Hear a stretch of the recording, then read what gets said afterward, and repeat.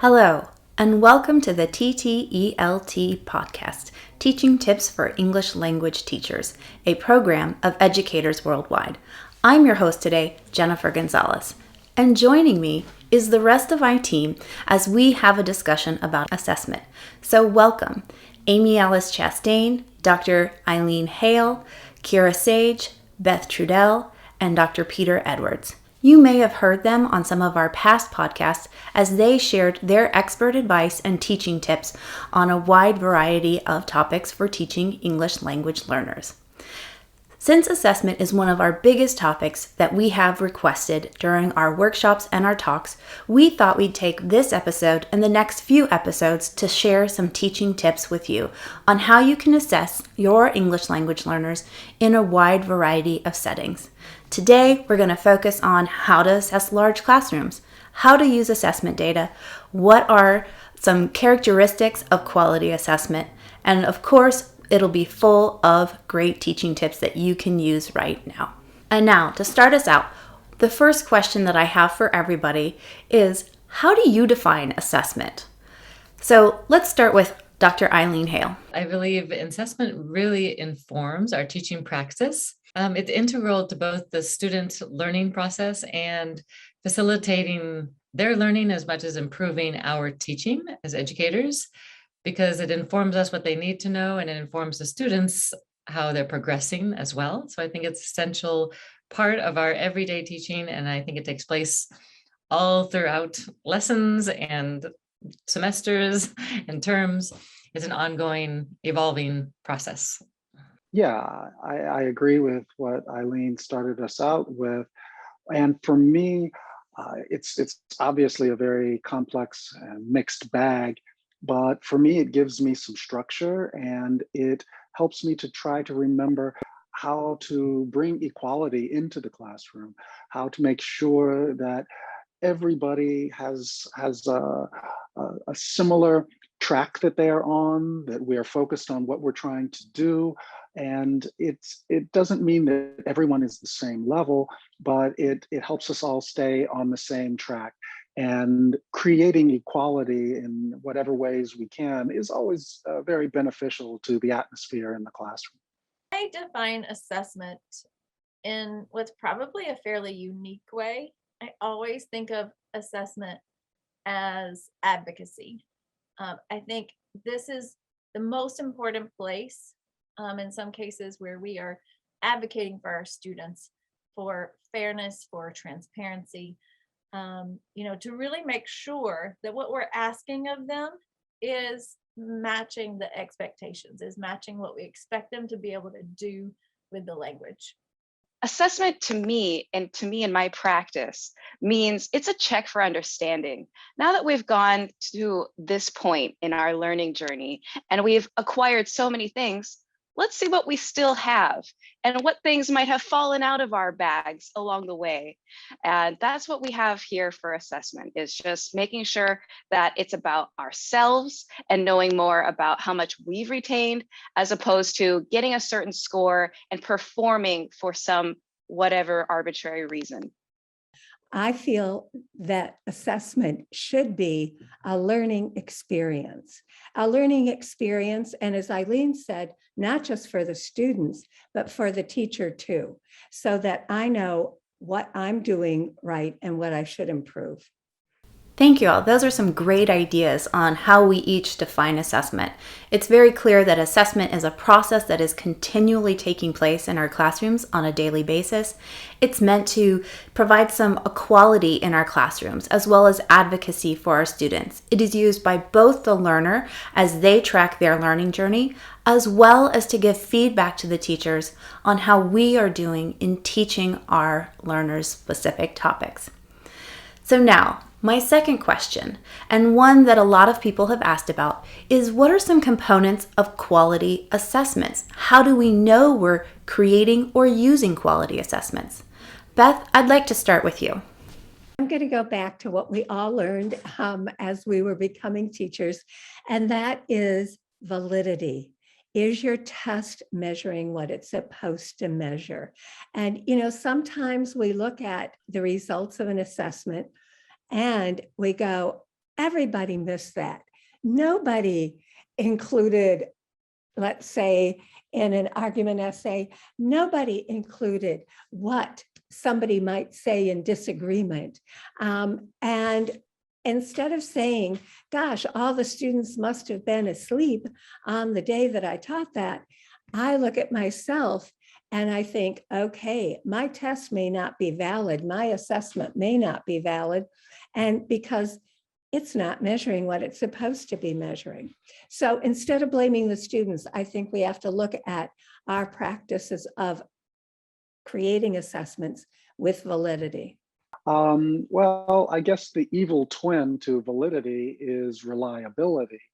And this is really important in big classes. And if you have a lot of classes or big classes, or if you're talking about something over time. So by reliability, it's like, well, if I use the same assessment again and again, am I getting similar results? Is it reliable? And I know that right now I have 4 classes where I'm teaching the same thing, and I sometimes forget, did I say this in the first class or in the 3rd class? And so I need to check my assessments and the results of them to see, because maybe I made a mistake, and so it's not reliable. There's a change in the results.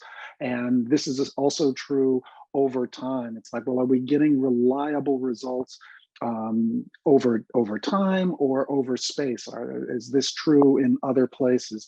So we really have to keep an eye on the assessment, and as Beth said, not just blame it on the students, but also let's look at the test. How valid and how reliable is the test? So a quality assessment, I don't think that there's a one size fits all. The best way to view assessment is, I think, from a backwards planning perspective.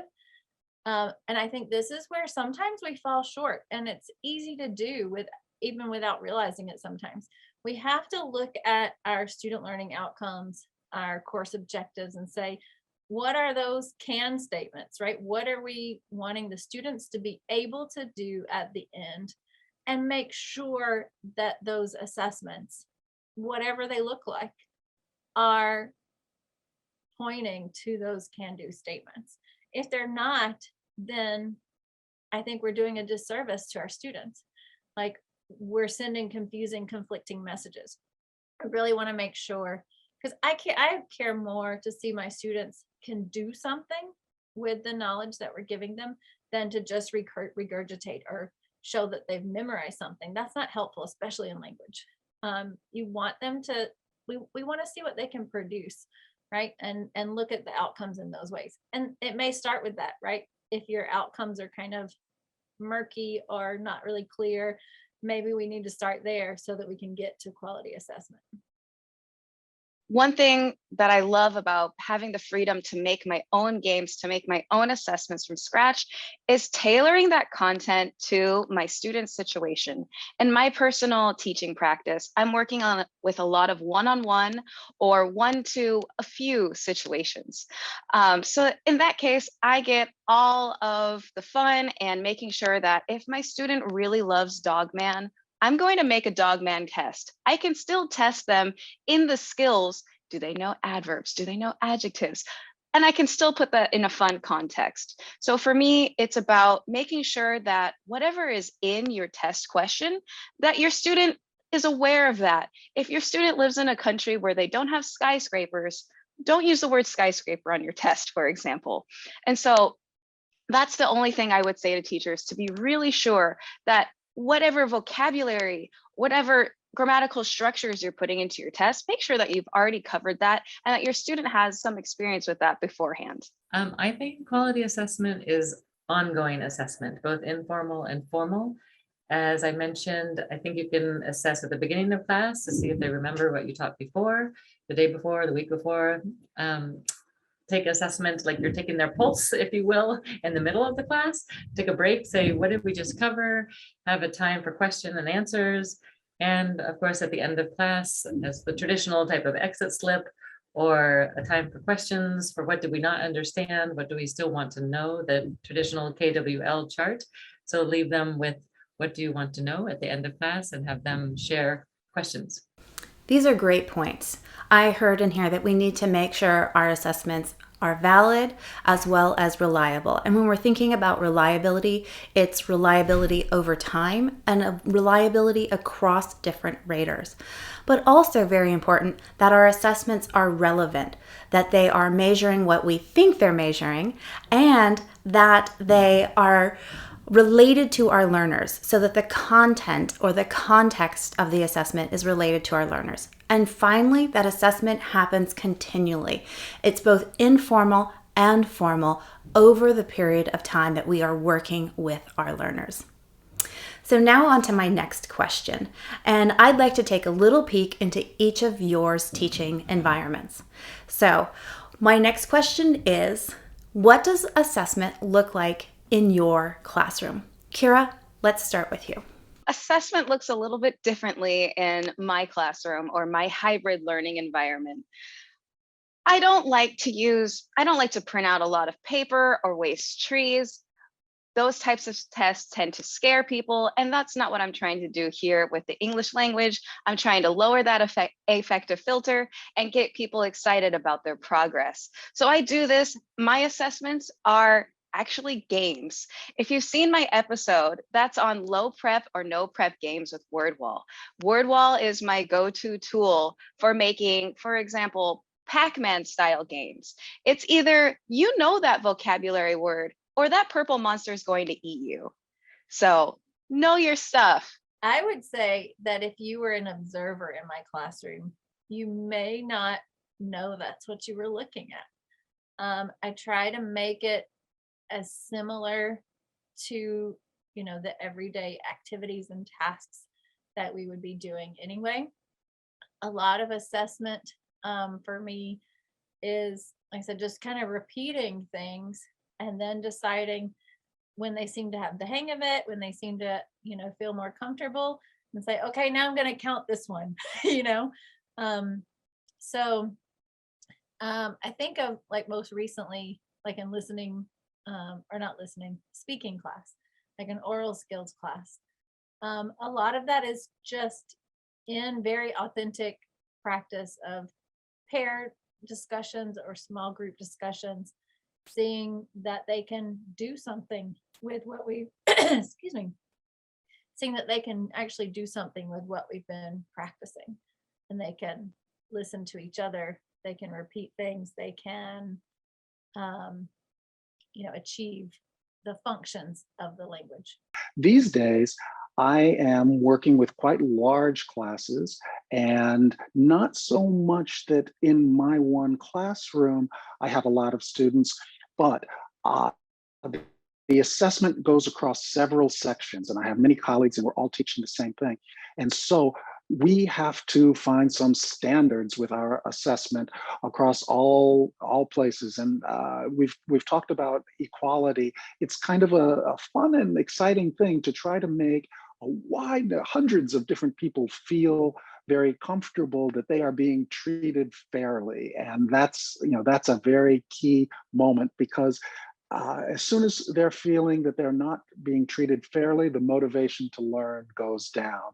It was so great to hear how assessment looks in each of your different learning environments, whether it's games in an online learning platform or space, to assessing in small groups or pairs, or building that alternative assessment where you're making an authentic type of assessment environment for the writing practice.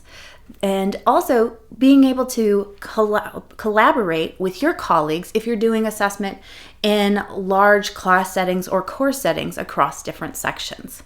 These are all great tips, so thank you for sharing those. Now, my next question is, if you had one tip to share with our listeners about assessment, what would it be? Eileen, let's start with you. My assessment tip would be continually assess. And as was previously mentioned, assess for things that are most relevant. As you and Beth mentioned, Jen, that are relevant for your life outside the classroom, because we can get caught up often in the book knowledge and what we're supposed to teach for the given curriculum in our school district or classroom or university.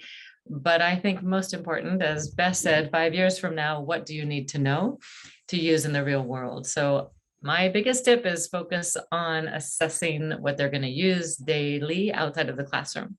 I like what Eileen just said. And what I'm getting from the conversation is just this wide rainbow of different things that we can do with assessment.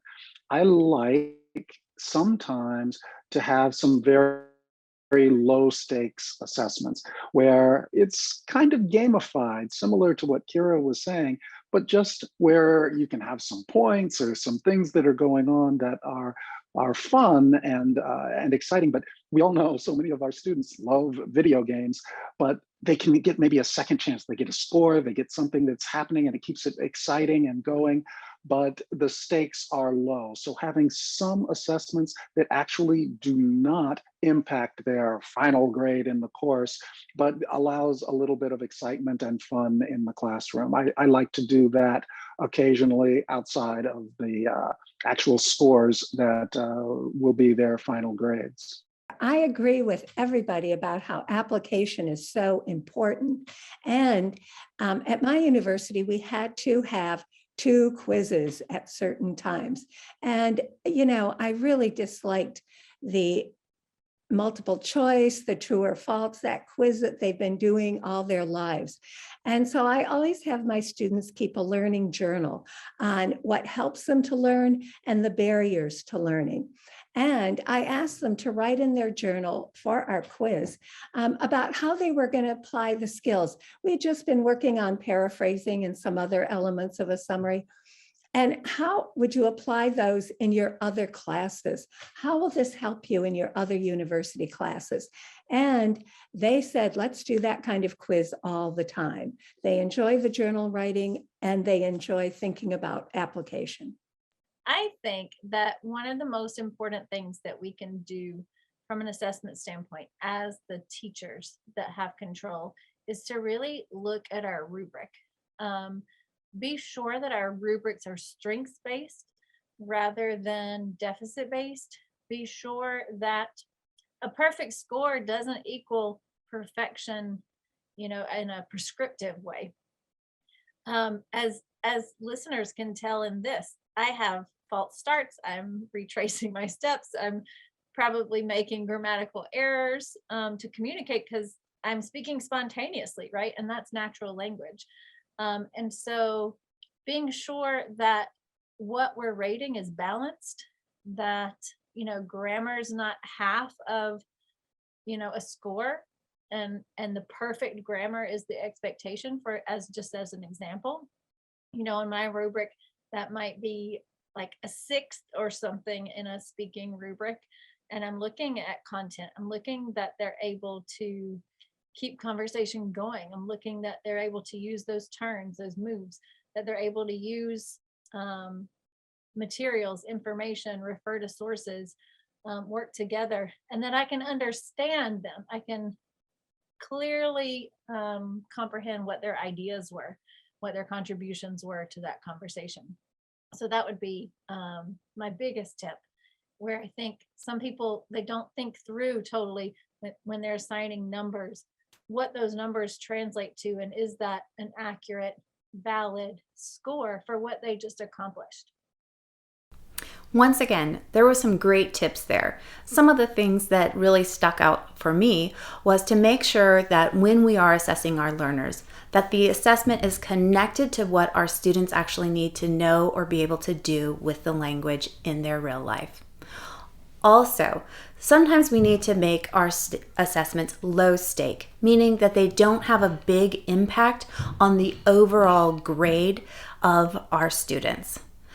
Next, when you're thinking about the assessment, whether it's a rubric or some other guide to how we are evaluating our learners, make sure that you're evaluating what you think you are. Finally, test out some of these alternative assessments. I really enjoyed the journaling idea that Beth shared. So my next question comes from our audience, and it's around large class sizes. Many of our listeners work with class sizes of 60 to 100 or more students, and they want to know, how do you assess large classes? Peter, I know you do a lot of work with large classes, so let's start with you. It's always a challenge to deal with a large number of students. My colleagues and I, we work really hard at creating rubrics so that we can be standardized and all working together. I think that with these large numbers of students, one of the things that we do, connected with the idea of a rubric that gives that equality and that standardization, is in some ways that rubric becomes like the mountain that we are climbing, and we're kind of climbing that together, and we can not so much be in a situation where I am the teacher and you're doing this for me, but that we're all doing this to climb that same mountain. And it gives us, as teachers, as educators, it gives us an opportunity to really believe in our students. And that's a way to do on a large scale that we're not just doing on a one-to-one because we have so many students, but on a large scale, we can say, come on, everybody, let's climb that mountain. Let's do it. We can get to the top of this rubric. And there's a lot of research saying that one of the best motivators for students is when they believe that their teacher believes in them. And that's a way that you can do that with large numbers, have that thing outside that rubric. It's kind of, impersonal, but then that can be the enemy that we're all fighting together against. That rubrics are very important. And we're going to talk about taking rubrics from the teacher's hands to the students' hands and having students create rubrics.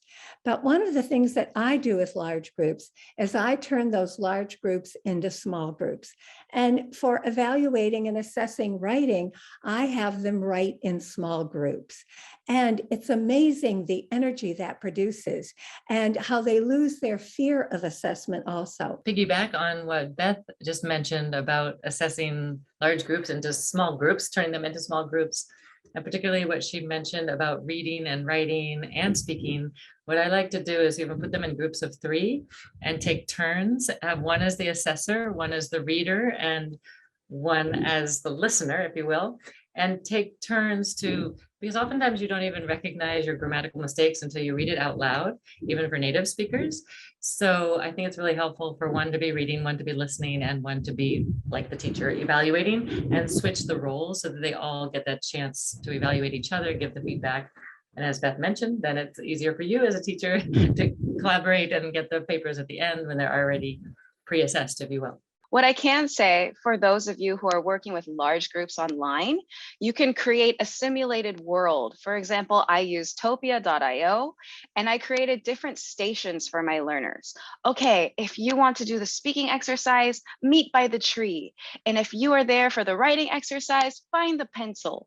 And you can have groups of students on their own accord go to different stations within your mapped out world and do different exercises that way. I think when you have large groups or even large assignments, I think this works for both. I have found great success in staggering assignments, staggering when they're due. So taking large groups and making them into smaller groups. And, maybe I collect this paper or this assignment of some kind for this group of students this week or this day, and another group a few days later or the next week. And that gives me as a teacher time to process, time to digest, time to read, because I'm a very slow reader. I like to take time and be very careful when I'm reading student assignments. I usually always read it at least twice. And so that way, it also gives some autonomy to the students. And especially if you have a group of students who may be taking a variety of courses, then they're able to look at their schedule and the course load and when they have big things due for someone else and have some control. And so that even creates just a better dynamic, a better rapport, and kind of communicates a respect for the students and gives them a little bit of power over their learning. So that way you can break it up. You can still have the same expectations, but plan out your semester, your term, so that all the students are still getting in what they need and are still working through the process, but you can manage the load better. Those were some great strategies on how we can assess our large classes, whether it's setting those common expectations for both the learners as well as the teachers across multiple sections through rubrics, or breaking our large classes into smaller groups. Beth and Eileen both mentioned that, and Eileen specifically talked about how she uses the groups to help with peer or self-assessment. Finally, you might want to consider the strategy that Amy Alice mentioned of staggering the assessments or assignments to help make the grading side a little bit easier for you as a teacher. Now, one of the last questions that we have for today is, how do you use all the data that you've now collected from your assessments?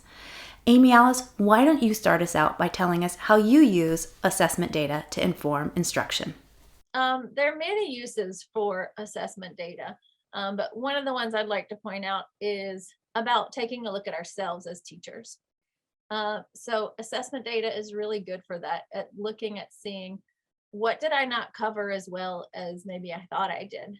And this could be true of something you've taught many times successfully before, and it just fell short on this particular time or this particular group of students because their strengths are different, their needs are different. So I think it's really important to look at that when you see a pattern across a particular question or a type of question or skill. And also for norming, of course, for making sure that students are getting an equitable experience across multiple teachers that are all teaching the quote unquote same course. You can look at assessment data across the board to make sure that in general, groups of students could be expected to kind of follow along similar lines. And I think that's really valuable. Well, this is where I really use data to improve my teaching. That's what I'm very interested in. And also to improve how I can construct the different assessments. Was it the right prompt, the right reading? Were they really involved in the reading? And one thing I do to gather data, and this sounds informal, but it's a great data collection activity, is every morning I have the students do the review of the previous morning, and they work in pairs, or as Eileen said, groups of 3. Like Eileen, I like the smaller groups. And they talk about what was the most important point to them, a point they can use, a point they enjoyed, and then they share it from their small group. And that gives me immediate data on how I taught the day before. And what they think is important sometimes really surprises me. And sometimes I think, oh my gosh, I really missed it on getting across the main point of this. So that gives me great data, and I can improve it right away. After they review, I can emphasize some different things. The way I collect assessment data is through my games. So after they finish the game, it automatically logs everything that they got correct and everything that they've gotten incorrect. So this makes it really convenient for me to take everything that they've done, showing me areas that need to be worked on, and forming my practice, and letting me know what they've mastered, what they're rocking, and that they can answer in a matter of seconds. I have a funny little acronym that I use, ABCD, always be collecting data. And I use this with my students to always be charging devices, because they always say I only have 5% left on their phone. Anyway, moving away from the purely instructional side of data, I think it's important for a lot of us as educators to think in terms of professional development and how you might be able to publish something or do something with some of the data that you have. So doing some simple things with Google Forms or something like that, where you can collect some data and maybe even be balancing it a little bit, where it's helping your class and also informing you and how things are going, and to think, you know what, I might be able to give a presentation on this in the next series of conferences coming up. So it helps us to interact with what we're doing on not just the daily class time, but also thinking broader how this is going to improve me as a professional in my career. So there's a lot that we can do with an assessment. And sometimes it's as fun and easy as asking the students, well, which of these things that we've done in class is most interesting, and turn that into a paper, an abstract, or a presentation at a conference. So always be collecting data. So as you can see, there's a lot of ways that we can use our assessment data. And one of the biggest ways is to start by reflecting on your practice as a teacher. Have you been teaching what you think you've been teaching? How are your students progressing through the progress? It's also a great way to give feedback to your learners on what they've mastered and what they still have left to learn on a topic.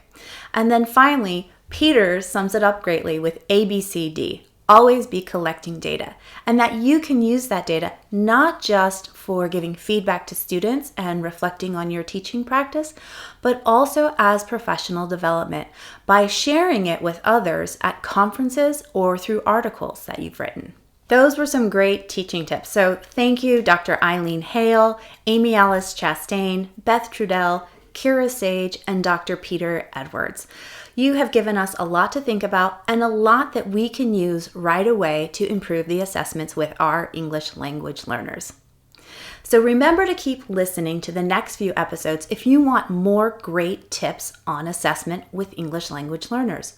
We're going to have an episode on formative assessment coming up, as well as how to develop and use rubrics to assess your learners, and a really neat assessment strategy for reading comprehension that also uses speaking skills.